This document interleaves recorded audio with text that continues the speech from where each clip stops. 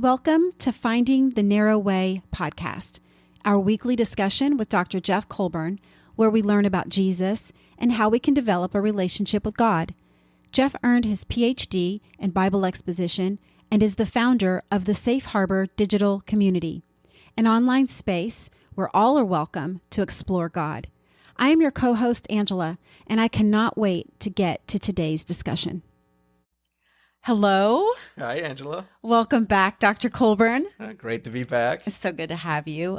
This is episode 8. Wow. We've been doing this for 8 weeks. 8 weeks. Wow. That's awesome. So this week, I thought we would do something just a little bit different. And I've titled this week, Quick Question. Oh, that sounds interesting. Okay. So we're going to have some fun here. This week, I thought we would try something just a little bit little different. We've had a few questions come in that may only require just a short answer. And so I thought we would call this episode the Quick Question episode, number 8. So the first question is, if we already know that God's plan wins out in the end, do we really have free will? No, that's a great question. So we know God has a plan and we know how his plan ends, but do we have free will? Oh, well, absolutely, because really comes down to, do you want to participate in his plan, right? That's that free will. He's going to do what he's going to do with his creation, and we're given a choice. Either we can live in his will and enjoy eternity with him, or we can go against his will and live apart with him. But that's the choice we're given, and that's that freedom of choice we're given. So let me just kind of give you an example. Say my buddy Bob is going sailing, and he invites me to go along with him. Now I have the choice. I either can be on that boat, or I can be on the dock watching Bob sail away. I can't stop Bob from sailing, but I can make that choice not to go with Bob, not to participate with Bob, right? And I think the problem with this is people confuse free will with democracy. It's almost like we all should have a vote on what happens with the world. Like, God, yes, we're all on this planet. We all should vote on what the end game is. Well, no, that's not how it works. It's God's creation, and he has a plan for this world. He had a plan for this world when he created this world, and he has a plan for eternity for this world. And we don't have a say in that. But we do have a say whether or not we want to participate in that. And that's that free will. Do I want to go with God's plan and enjoy eternity with God? Or do I want to continue to rebel against God and live apart from him? So that's free will. Okay, so the second question is Jesus the only way to salvation? This is a tough question for a lot of Christians. I have often had many questions around this when I've had moments in my life where when there's people around me that aren't Christian, how do you witness, and how is this fair? And is Jesus the only way to salvation? Well, so let's answer the question, right? So, is Jesus the only way to salvation? Yes. And let me elaborate on that. So, as a Christian, as a follower of Jesus, I believe everything Jesus tells me. And Jesus tells us that he's the only way for salvation. He's the only way through him to the Father, right? So he doesn't mention any other possible way. He says, if you're going to know, you have to know the Son to know the Father. And there's a reason why we believe he's the only way to salvation. And that goes back to what we discussed in previous episodes, where we talk about sin, that we're all sinful. And the penalty for sin is death. And we also know that we are unable to pay that debt ourselves. We all fall short, right? Paul tells us we all fall short. We're all sinners. We can't pay the sin debt. So what did God do? He sends the Son to die in our place, right? God so loves us that he sends the Son to pay the penalty for us. He pays the penalty that we can't pay ourselves. So that's the foundation of Christianity, right? The cross, right? That, the death and resurrection of Jesus, right? Where the sin debt is paid and we're restored to God. And as a Christian, that's what we have to believe, because that's, if we don't believe that, then we're not Christian, right? Because Christian, which I think is maybe used 3 times in the New Testament, really just means a follower of Jesus, right? And disciples of Jesus. And that's, I think that term's used over 100 times in the New Testament, because Jesus never used the term Christian. He invites people to follow him. And that's what we're doing when we become Christians. We make the decision to follow Jesus. And when we follow him, as any true disciple, we believe and we follow his teachings. And he teaches us that, hey, I'm the way. Now, that might sound harsh. That might sound unfair. But it's what I believe. I believe in Jesus. I believe he's my salvation. So there's no room for any other path. And that goes with any other religion. Like if I look at Islam, Muslims don't believe Jesus is a possible way. They only believe in one way too. And the same as Judaism, right? They all have this path to God, and they don't look at other religions as other possibilities. So, as a Christian, this is what I believe, and I respect what you believe. And I hope you respect what I believe, but it doesn't mean I have to accept what you believe, nor do you have to accept what I believe. But as a Christian, for anyone who's going to call themselves a Christian, then yes, Jesus is the only way for salvation. Okay, sometimes that's really difficult to swallow and understand that. And that just leads us to this question. The third question, which is, how was there a Holy Trinity, Father, Son, Holy Spirit, before Jesus was born? How was that possible? Yeah, and the Trinity can be very confusing for new believers. It can remain confusing to even mature believers, because you're grasping this concept where you talk about God. But then you talk about 3 persons in God. You talk about the Father, Son, and the Holy Spirit. So there's three persons of God.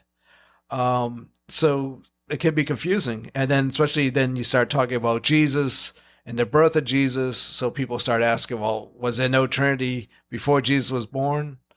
Well, yeah, there was a Trinity, right? There was a Father, Son, and a Holy Spirit from the very beginning, right? John tells us, right?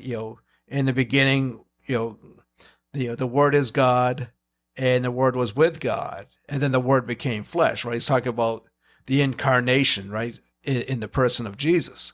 So the Son, is Jesus. And Jesus tells us this, right? He always refers to himself as the Son.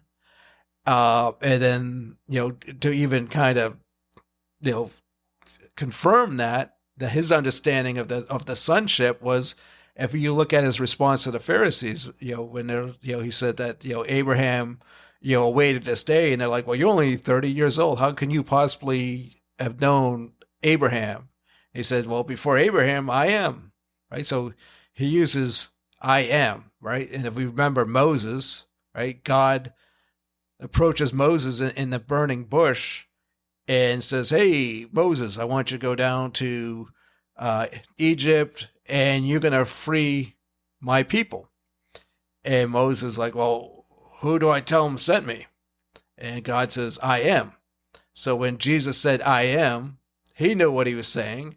And his audience certainly knew what he was saying, because they tried to stone him for blasphemy. So Jesus identified with the Son as being one of the 3 of that Holy Trinity. This question goes along with the previous question. If we are created in God's image, why does the book of Genesis say that we, in quotes, we will create man in our image? Shouldn't it say his image? Yeah, so again, this goes back to the Holy Trinity, right? We're talking about that three person of God, right? Father, Son, Holy Spirit. And so when they create man, they say, well, we're going to create him in our image, right? Because there's three of them. So it's like we going to create man in our image. So that's just one of our earlier evidences of the Holy Trinity. Now, some people who don't believe in a triune God, the Holy Trinity, they'll say, well, God was talking to angels. That's why he said our image, because he's talking about him and his legion of angels. Well, there's no biblical evidence for this. There's nothing in the Bible that says the angels were created in God's image, right? We see it said that man was created in God's image, but we don't read that angels were created in God's image. So this explanation seems more like a convenience without any evidence. It's like, here's my convenient response to why it says "are." He's talking to his angels. Well, no, it's the Holy Trinity. That's why it says created in our image. So here's an interesting one that we often sort of brush over. We don't really think about it because there's so many things in the Bible that can be a little bit confusing. So we'll just sort of brush past things. This is one. Who was Cain's wife? That's actually that's funny. That's not the first time I've heard that question. But I remember it was a few years ago. A buddy of mine and I were teaching a group of pastors in Malawi, and we had just taught them a whole lesson on Genesis. And we said, okay, why don't you guys take a few minutes, come up with some questions, and come back and we'll discuss it. And there's a lot in Genesis, so we're like. It's like, oh, I wonder what they're going to ask us. And this was the question. This is the first question they ask us is, who was Cain's wife? And it's a really good question, because if you read in Genesis 4, Cain murders his brother Abel, God banishes him, and then Cain takes his wife with him. Well, we read Genesis, right, leading up to that point, there's not a whole lot of people, right, that we have Adam and Eve, and we read about Cain and Abel. So where'd the wife come from? And so there's nothing in the biblical account that tells us who Cain's wife is. So we have to turn to Jewish tradition. What did the Jews believe about Cain's wife? So if we go to the Book of Jubilees, this is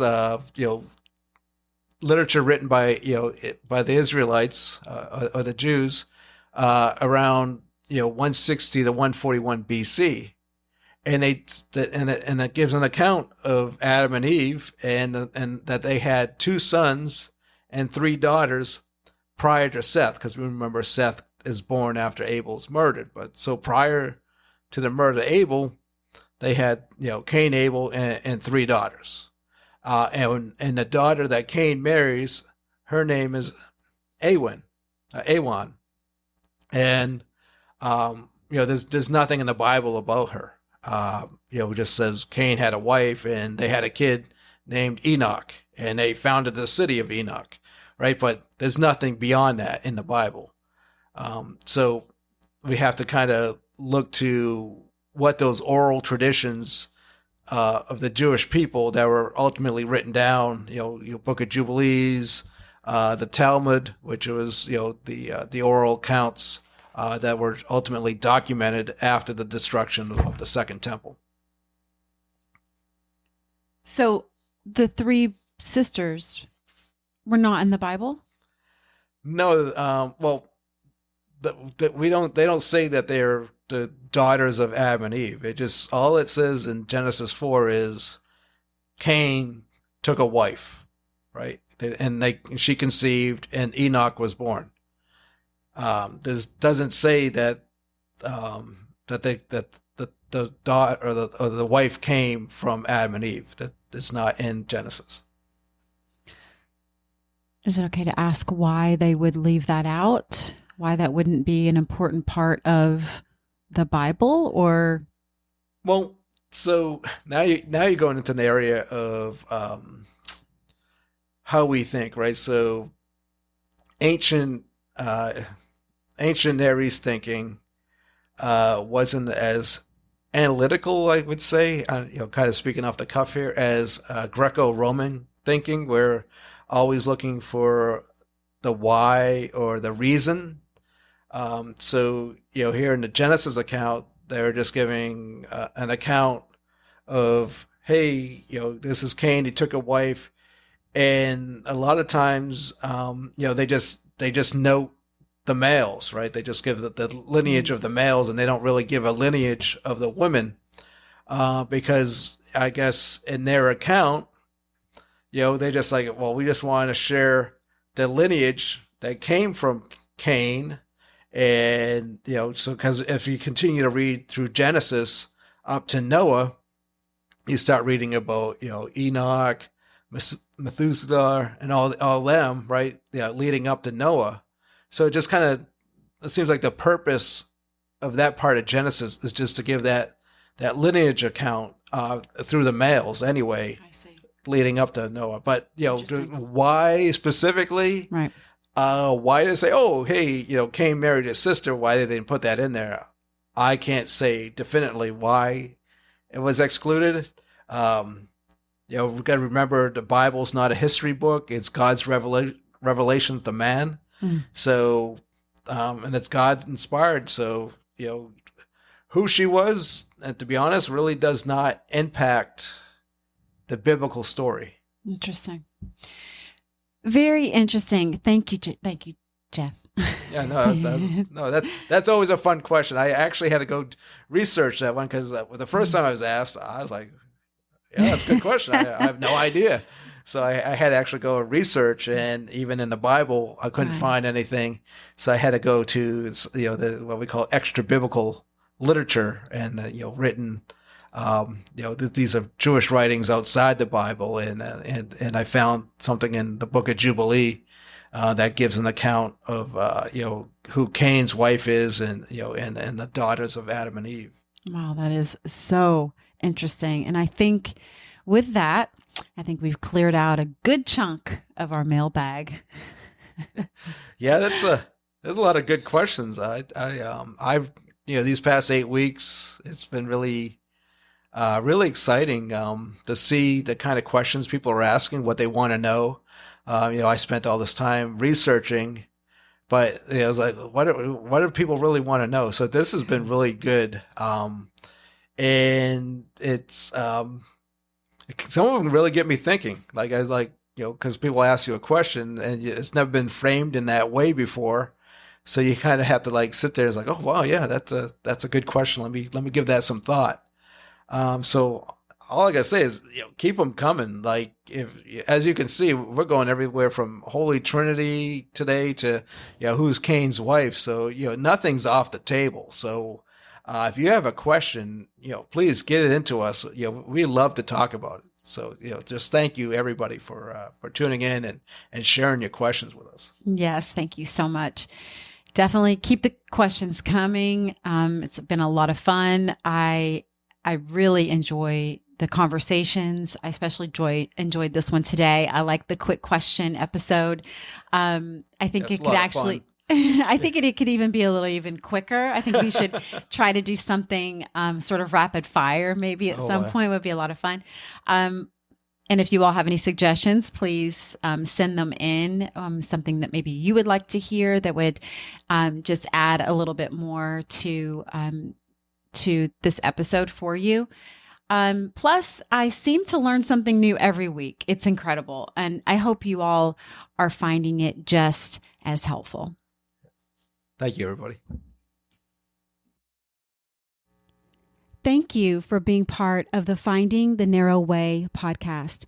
Please join us every Monday as we learn more about what it means to follow Jesus. If you have any questions about this episode or anything about God, Jesus, or the Bible, please email us at questions@digitalsafeharbor.org or visit us at our website, digitalsafeharbor.org. That's digitalsafeharbor.org. Have a great day and God bless.